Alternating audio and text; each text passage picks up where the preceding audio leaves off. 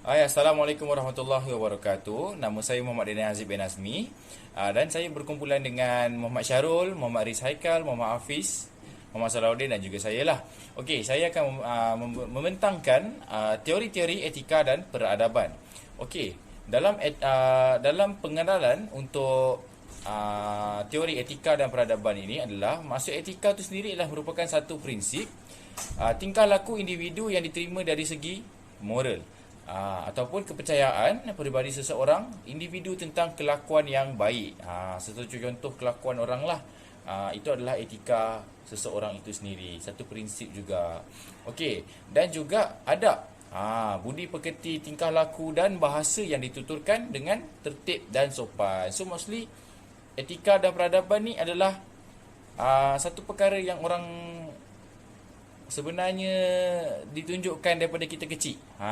So daripada kecil, daripada zaman dahulu lagi, etika dan peradaban ni adalah perkara-perkara yang penting. Contohnya, benda ni tidak dipraktikkan di Malaysia, tapi benda ni sangat-sangat dipraktikkan di Jepun.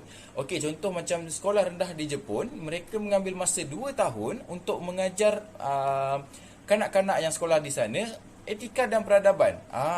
Di sana dia menggunakan masa 2 tahun untuk mengajar mereka contoh cara bercakap dengan orang, peradaban, bercakap dengan orang yang lebih tua, macam mana etika waktu bercakap, personality dia orang berbeza.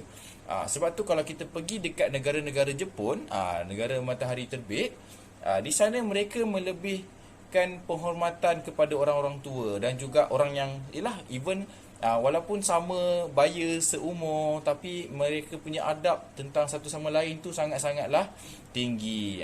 Contoh yang paling jelas sekali, bila mereka mengucapkan terima kasih, mereka akan tunduk, dan cara tunduk juga berbeza mengikut umur. Jadi jika sebaya mungkin tunduk sikit saja. Ini yang saya belajar lah. Dan untuk kalau orang yang lebih tua ataupun yang untuk orang tua, mereka menunduk akan lebih jauh. Ini adalah pengenalan untuk etika dan juga adab. Ini memang sangat-sangat dipraktikkan. Even zaman-zaman dahulu, zaman etok nenek kita, zaman-zaman Nabi pun, adab ini memang ditegaskan untuk kehidupan seharian kita. Itu seterusnya saya syorkan kepada kawan sekelas saya. Terima kasih. Seterusnya saya akan terangkan tentang teori utama dalam prinsip etika dan peradaban. Yang pertama, undang-undang abadi atau semula jadi. Yang kedua, teori etika klasik teknologi. Yang ketiga, teori etika klasik deontologi universalisme. Yang keempat, teori keadilan teragih. Yang kelima, teori kebebasan peribadi.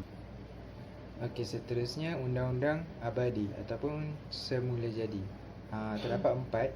Yang pertama, pemimpin agama lebih berdasarkan kitab suci berbanding pertimbangan logik.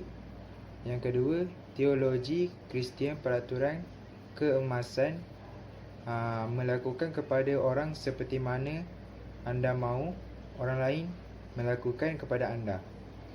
Yang ketiga, adakah ada kesilapan dalam undang-undang abdi. Yang keempat, setiap agama menyediakan piawaian moral untuk pengikutnya. Teori etika klasik teleological berasal daripada perkataan Greek yang bermaksud hasil atau keputusan.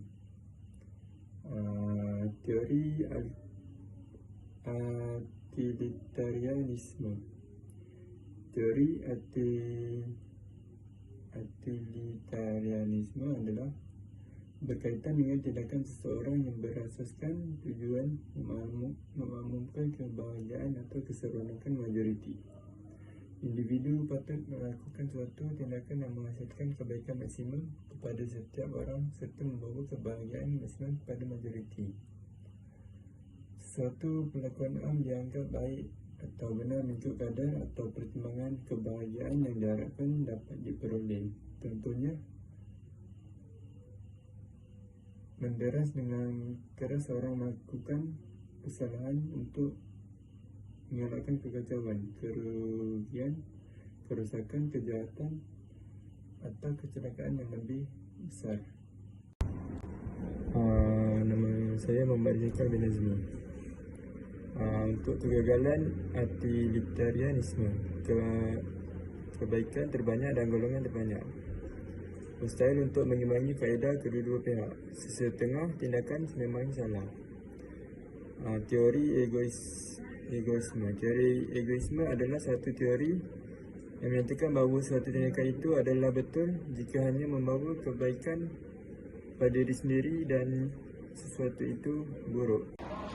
Saya akan membentangkan teori etika klasik deontologi universalisme. Okey, yang pertama berasal daripada bahasa Greek, iaitu tugas atau kewajipan seseorang individu. Yang kedua, pendekatan ini berlawanan dengan teori teologi. Yang ketiga, niat peribadi menjadi tugas atau kewajipan jika kita menginginkan kebaikan untuk orang lain. Yang keempat, tugas utama melayan orang lain merupakan matlamat tersendiri yang berharga, yang bermaruah, dihormati dan bukan alat bersifat insani. Yang terakhir, kekurangan, iaitu tidak mempunyai keutamaan darjat. Selain daripada itu, sukar melayani orang lain sebagai matlamat dan bukan sebagai alat sepanjang masa. Okey, yang seterusnya, teori keadilan teragih. Yang pertama, teori keadilan teragih merupakan keutamaan satu nilai tunggal secara implisit, iaitu keadilan. Yang kedua, ia merupakan sifat kebaikan pertama institusi sosial. Contohnya, kebenaran adalah kebaikan pertama bagi sistem pemikiran. Yang ketiga, elemen yang menjelaskan masyarakat dan institusi yang terdapat dalam masyarakat, iaitu konflik dan kerjasama. Selain daripada itu, sistem ekonomi moden mengamalkan prinsip seperti keperluan usaha, sama rata, sumbangan dan kecekapan. Yang kelima pula, mereka juga membentuk satu konsep ketidaksamarataan bersyarat di mana perbezaan faedah perlu dijustifikasikan. Yang keenam, mereka juga akan memastikan perbezaan faedah yang dihasilkan seimbang untuk semua, terutamanya anggota masyarakat yang paling berkekurangan.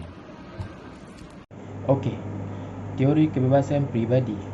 Yang pertama, sistem ini merupakan satu nilai tunggal berbanding sesuatu prinsip, iaitu kebebasan. Kebebasan dianggap sebagai keperluan utama bagi masyarakat. Yang kedua, masyarakat adalah sebuah persatuan antara individu dan masyarakat bersama untuk mendapatkan keuntungan ekonomi. Contohnya seperti pertukaran barang, pertukaran perkhidmatan atau hadiah yang diterima. Yang ketiga, corak pemilikan yang diwujudkan melalui prinsip pembahagian sama rata berdasarkan keperluan usaha, sumbangan dan kecekapan. Okey, yang terakhir adalah kesimpulan. Kesimpulannya, bagi membina negara bangsa, nilai-nilai kenegaraan yang tinggi perlu diterapkan dalam setiap diri masyarakat Malaysia tanpa mengira kaum dan agama bagi memperjuangkan keamanan dan matlamat. Oleh itu, semua pihak perlu berganding bahu memainkan peranan masing-masing dan terus konsisten bagi memastikan bagi pembentukan negara bangsa Malaysia dapat dicapai justru menjadi negara kita sebagai negara yang maju.